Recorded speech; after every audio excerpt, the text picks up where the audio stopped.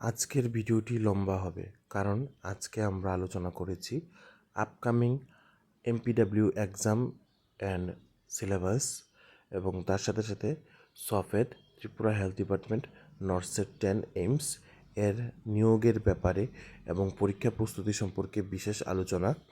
তাই আমি আপনাদের প্রত্যেকের কাছে বলবো আপনারা ভিডিওটি শেষ পর্যন্ত দেখুন, নয়তো অনেক কিছু মিস হয়ে যেতে পারে।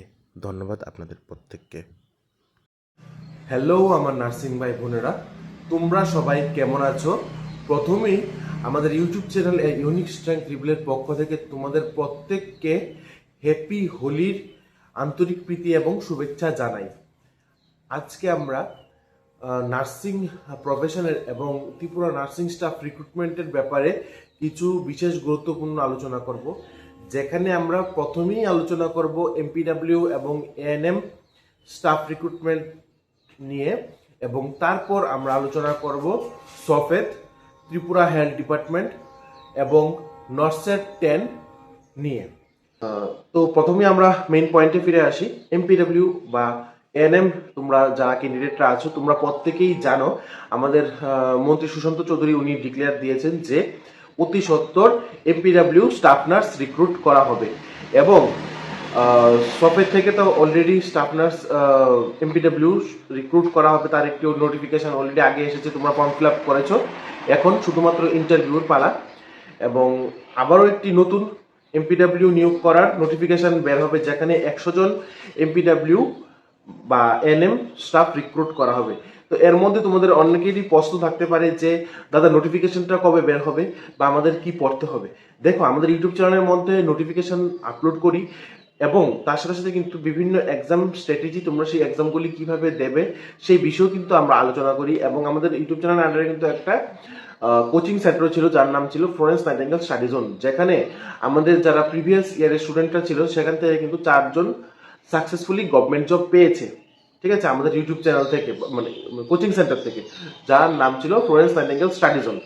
তো এখন আমি আসছি এবার আরেকটা বিষয়ে। সেই বিষয়টা হচ্ছে তোমরা যারা এএনএম অথবা এমপিডাব্লিউ ভাই বোনেরা আছো, তোমরা যে 100 জন স্টাফ নার্স রিক্রুট করা হবে তার জন্য তোমরা কিভাবে প্রিপারেশন নেবে বা তোমাদের সিলেবাস কি থাকবে সেই বিষয়ে আজকে আমরা আলোচনা করব। দেখো, সেই বিষয়ে আমি আলোচনা করতে গিয়ে প্রথমে একটা জিনিস বলতে চাই, তোমরা যেই জিনিসগুলি আগে পড়েছিলে, ঠিক আছে, এর মানে হলো তোমরা তোমাদের কলেজ লাইফে যেই তোমাদের সাবজেক্টগুলি ছিল, যে বইগুলি ছিল, সেই সাবজেক্টগুলি তোমাদের সেম টু সেম পড়তে হবে, ঠিক আছে। এমসিকিউ পড়তে হবে, ব্রড কোশ্চেনও পড়তে হবে। ব্রড কোশ্চেন না, এমসিকিউ তোমাদের পড়তে হবে, কারণ কেন, তোমাদের যে আগামী দিনে যে এক্সামটা হবে সেই এক্সামগুলি কিন্তু তোমাদের এমসিকিউর উপর বেস করে হয়ে থাকে। তাই মনে হচ্ছে সাউন্ড একটু ডিস্টার্ব হচ্ছে, তাই আমি তোমাদের বলবো যে তোমরা এমসিকিউ গুলি ভালোভাবে পড়ো।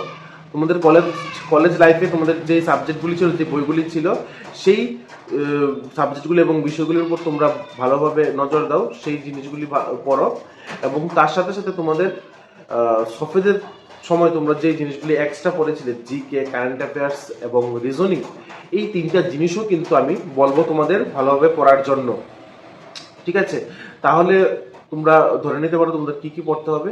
ফার্স্ট হচ্ছে তোমাদের ডোমেইন সাবজেক্ট, এর মানে হলো এএনএম এমপিডাব্লিউ তোমরা যারা আছো তোমাদের কি পড়তে হবে, তোমাদের ফার্স্টই পড়তে হবে তোমাদের ডোমেইন সাবজেক্ট। এর মানে তোমাদের কলেজ লাইফের যে সাবজেক্টগুলি ছিল সেইগুলি তোমাদের পড়তে হবে। তারপর আরেকটা জিনিস হচ্ছে স্কিল বেসড, ঠিক আছে, স্কিল বেসড কিন্তু তোমাদের পড়তে, তোমরা অনেকে অনেক জায়গাতে কাজ করছো, তো তোমরা সেই জায়গার কাজের এক্সপিরিয়েন্স অনুসারে তোমরা যে দেখবে যে ওয়ার্ডের মধ্যে অনেক ফান্ডামেন্টালস আছে, বা মেডিসিন ডোজ, তারপর ফার্স্ট এডের মধ্যে বিভিন্ন ব্যান্ডেজ, তো সেই যে স্কিলসগুলো আছে, তো যে জেনারেল বেসিক স্কিলগুলো, যেই জিনিসগুলো আমরা শুধুমাত্র ওয়ার্ডের মধ্যে প্রবেশ করলেই শিখতে পারি, সেই জিনিসগুলো কিন্তু তোমাদের জানতে হবে। ড্রপ ফ্যাক্টর কি, ঠিক আছে, তারপর বেডসোর ম্যানেজমেন্ট বা বেডসোর কখন হয়, অনেকগুলি জিনিস কিন্তু তোমাদের বইয়ের মধ্যে পাওয়া যায় না, ঠিক আছে। আবার অনেকগুলি জিনিস তোমরা যারা অনেক জায়গায় বিভিন্ন হসপিটালে কাজ করেছো, তো সেই স্কিল বেস নলেজও কিন্তু তোমাদের লাগবে, ঠিক আছে। তো তাহলে তোমাদের কি পড়তে হবে, এনএম এর যতগুলি সাবজেক্ট ছিল তোমাদের কলেজ লাইফে সেই সাবজেক্টগুলি পড়তে হবে, তোমাদের স্কিল বেস নলেজ থাকতে হবে। স্কিল বেস মানে হসপিটালের নলেজ বা ওয়ার্ডে কাজ করার নলেজ, যেগুলি থেকে প্রশ্ন আসতে পারে, ঠিক আছে।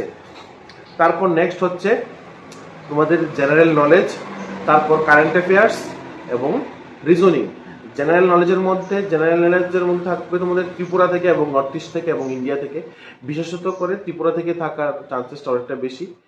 তারপর হচ্ছে কারেন্ট অ্যাফেয়ার্স। কারেন্ট অ্যাফেয়ার্স হচ্ছে লাস্ট 1 ইয়ারের কারেন্ট অ্যাফেয়ার্স, খুবই গুরুত্বপূর্ণ, ঠিক আছে। এবং হচ্ছে রিজনিং। আমি তোমাদের আরেকটা জিনিস বলছি, আমাদের ইউটিউব চ্যানেলের মধ্যে তোমাদের আমি ফার্স্ট ডিক্লেয়ার দিচ্ছি, তোমরা যারা 100 নার্সের জন্য প্রিপারেশন নেবে তোমাদের কি কি পড়তে হবে, তার আগে কোথাও কিন্তু এইরকম ডিক্লেয়ার দেওয়া হয়নি, ঠিক আছে। আমি তোমাদের বলছি কারণ কেন, আমি চাই তোমরা তোমাদের এই এক্সামটা ভালোভাবে প্রিপারেশন নাও। কেননা যদি তোমাদের প্রিপারেশনে ঘাটতি থাকে তাহলে কিন্তু তোমাদের এই জবটা কিন্তু চলে যেতে পারে, বা তোমরা কিছু সংখ্যক নাম্বারের জন্য কিন্তু তোমাদের চাকরিটা খোয়াতে পারো। তাই আমি তোমাদের বলবো তোমরা প্রিপারেশনটা ভালোভাবে নাও। যারাও আগে এক্সাম দিয়েছো কিন্তু চাকরিটা পাওনি বা চাকরিগুলি পাওনি, তোমাদের কাছে কিন্তু আরেকটা অপরচুনিটি ভগবান দিয়েছে। তোমরা অনেকেই হেলথ ডাইরেক্টর অফিসের সামনে ধর্ণা দিয়েছো, আবেদন করেছো, আমাদের ইউটিউব চ্যানেলে আছে। তো তোমাদের কথা মাথায় রেখে কিন্তু সরকারি স্টেপটা নিয়েছে।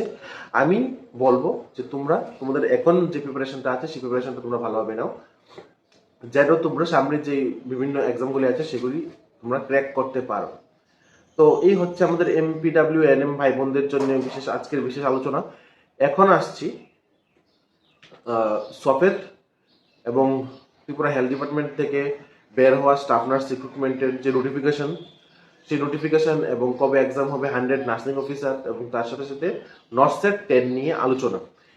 এই সবগুলি ভিডিও একটা ভিডিওর মধ্যে আনার একটাই মাত্র উদ্দেশ্য, আমি যদি 3-4টে ভিডিও একসাথে তৈরি করি তাহলে তোমরা অনেকেই স্কিপ করে দাও, ঠিক আছে। তাই আমি চেষ্টা করেছি অনেকদিন পরেও হলেও তোমাদের জন্য একটা ভালো কন্টেন্ট বা ভালো ইনফরমেশন তোমাদেরকে দেওয়ার। দেখো, সবের থেকে যখন নোটিফিকেশনটা বের হয়েছিল তখন তোমরা অনেকেই একটিমাত্র পোস্টের জন্য অ্যাপ্লাই করেছিলে এবং সেখানে আমাকে অনেকে জিজ্ঞেস করছে, দাদা আমি তো একটিমাত্র পোস্টে অ্যাপ্লাই করেছি, বাকি পোস্টগুলিতে আমরা অ্যাপ্লাই করতে পারবো কি পারবো না। আমি কিন্তু তখন তোমাদের প্রত্যেককে বলেছিলাম, হ্যাঁ তোমরা পারবে, তোমরা বাকি পোস্টগুলিতেও অ্যাপ্লাই করো। তোমাদের যদি লাক ভালো থাকে তাহলে একদিনে সবগুলি পোস্টের ইন্টারভিউ হবে না। ঠিক সেম হয়েছে, তোমরা খুব লাকি যার জন্য তোমাদের একদিনে সব পোস্টের এক্সাম হয়নি। যেমন স্টাফ নার্স SNCU, তারপর DMIC, স্টাফ নার্স ট্রেনি, তারপর মেন্টাল হেলথ স্টাফ নার্স, সবগুলির এক্সাম একদিনে যেহেতু হয়নি, প্রত্যেক ফেজ অনুসারে তাদের এক্সাম হচ্ছে, তাই কিন্তু সেটা তোমাদের জন্য একটা ভালো জিনিস তোমরা বলে নিতে পারো। আর এখন শুধু বাকি আছে SNCU স্টাফ নার্স এবং শুধু নর্মাল স্টাফ নার্স। তো অনেকে আমাকে জিজ্ঞাসা করছে, দাদা SNCU এবং স্টাফ নার্স একসাথে এক্সাম হবে কি? দেখো, তারা যেই সিস্টেম অনুসারে এক্সাম নিচ্ছে সেই অনুসারে ধরা যেতে পারে যে একদিনে হবে না, আরো 2টা ফেজ লাগবে শুধুমাত্র নার্সিং এর জন্য। বাদ বাকি অনেকগুলি পোস্ট রয়ে গেছে যেগুলির এক্সাম তারা এখনো নেয়নি, তো সেগুলির কথা আমি ছেড়েই দিচ্ছি। নার্সিং প্রফেশনদের জন্য বলছি আরো 2টা ফেজ লাগবে, কারণ কেন, তোমাদের মধ্যে অনেকেই আছে যারা স্টাফ নার্স এবং SNCU staff nurse fill up করেছো, একদিনে যদি 2টা এক্সাম হয় তাহলে তোমরা সেই এক্সামগুলি দিতে পারবে না। তাই তারা কি করবে, আরো এখন তো 4th ফেজ শেষ হয়েছে, 3rd ফেজে হয়েছিল CHO, 4th ফেজে হয়েছে নার্স DMIC। তো এখন তারা চেষ্টা করবে নেক্সট যে এক্সামটা হবে সেখানে SNCU স্টাফ নার্স অথবা স্টাফ নার্স এক্সাম নেবার। একটা ডিস্টেন্স বা একটা তোমরা গ্যাপ দেখতে পেয়েছো, যা CHO এক্সাম থেকে DMIC এর একটা গ্যাপ ছিল, সেটা ছিল 2-3 সপ্তাহের একটা কিন্তু তারা গ্যাপ দিয়েছিল, ঠিক আছে। ফার্স্ট ফেজ থেকে সেকেন্ড ফেজ, মানে 3rd ফেজ থেকে 4th ফেজ এক্সাম হওয়ার। তো এখনো তোমরা ধরে নিতে পারো যে 5th ফেজ এবং 6th ফেজের জন্য তারা কিন্তু একটা গ্যাপ দেবে, যে গ্যাপটা 2 উইকস বা 3 উইকসের একটা গ্যাপ থাকতে পারে, যা তোমাদের জন্য একটা সুবর্ণ সুযোগ তোমাদের পড়াশোনাগুলি করে নেওয়ার। তোমাদের যে গ্যাপগুলি ছিল, যে জিনিসগুলি তোমরা এখনো স্টাডি করোনি, সেই জিনিসগুলো তোমরা এখনো স্টাডি করে নাও। আমি তোমাদের বলবো, তোমরা অনেকেই আছো এখনো বুঝতে পারছো না কি পড়তে হবে বা কোন বইগুলি পড়বে। আমি তোমাদের বলবো, তোমাদের যত পুঁজিপাতি আছে বা তোমাদের যে ফেভারিট মোবাইল আছে সেই মোবাইল প্লাস পুঁজিপাতি বিক্রয় করে দিয়ে তোমরা নার্সিং প্রফেশনের বিভিন্ন বইগুলি আছে সেই বইগুলি কিনো এবং পড়াশোনা করো। অনেকেই তোমরা ভাবতে পারো আমি ওভারেজ হয়ে গেছি, এখন আর পড়তে ইচ্ছা করছে না, আর মাত্র একটা অ্যাটেম্প আমি দিতে পারবো, বা এখন আমরা বিভিন্ন কাজে যুক্ত হয়ে গেছি, তো এখন শুধু নামমাত্র গিয়ে এক্সাম দেব। আমি তোমাদের বলবো, ভাই এই ভুলটা করো না। তোমরা তোমাদের একটা চান্সই অনেক বেশি, আজকে থেকেও যদি তোমরা প্রিপারেশন নাও আমি জানি তোমরা 100% সাকসেস হবে। কারণ কেন, তোমরা এই নার্সিংয়ের বিষয়গুলি আগেও পড়েছো, কলেজ লাইফেও তোমরা পড়েছো। হুট করে তোমরা নার্সিংয়ে আসোনি বা একদিনে তুমি নার্সিং বই পড়ে ইন্টারভিউ দিতে যাবে না, ঠিক আছে? তোমরা 5-6 বছর, 7 বছর, 8 বছর, 9 বছর, 10 বছর ধরে তোমরা নার্সিং স্টাডির সাথে যুক্ত ছিলে বা যুক্ত আছো, ঠিক আছে? হয়তো অনেকদিন ধরে একটা গ্যাপ থাকতে পারে, কিন্তু তোমাদের জিনিসগুলি দেখলে মনে হয়ে যাবে যে এই জিনিসগুলি তোমরা আগে পড়েছিলে। তো তাই আমি তোমাদের প্রত্যেককে বলবো, তোমরা যারাও এখনো তোমাদের স্টাডি ভালোভাবে করছো না, তোমরা তোমাদের স্টাডি কন্টিনিউ ভালোভাবে করো। কোনো কিছু বা কোনো টপিক মিস দিও না। তোমরা তো জানোই প্রত্যেকে তোমাদের সাবজেক্টগুলি কী কী আছে: general knowledge, current affairs, reasoning এবং ডোমেন সাবজেক্ট। নার্সিংয়ের মধ্যে যে সাবজেক্টগুলি ছিল ওই সাবজেক্টগুলি তোমাদের ভালোভাবে পড়তে হবে। আর এসএনসিউ স্টাফ নার্সদের মধ্যে তোমরা যারা আবেদন করেছো, এসএনসিউ ওয়ার্ডের মধ্যে কি কি ইনস্ট্রুমেন্ট আছে, সেখানকার বাচ্চারা কোন কোন ডিজিজে এডমিট হয়, সেই ডিজিজগুলি তোমাদের ভালোভাবে পড়তে হবে। আশা করি তোমরা সবাই বুঝতে পেরেছো। তো এই হচ্ছে আজকের ভিডিও। এবং আমি একটা জিনিস বলতে চাই, তোমাদের মধ্যে অনেকেই কিন্তু আছে নর্সেট 10-এর জন্য প্রিপারেশন নিচ্ছ। তো আমাদের পক্ষ থেকে তোমাদের প্রত্যেককে বেস্ট অফ লাক জানাই। তোমরা যারা নর্সেট 10-এর জন্য প্রিপারেশন নিচ্ছ,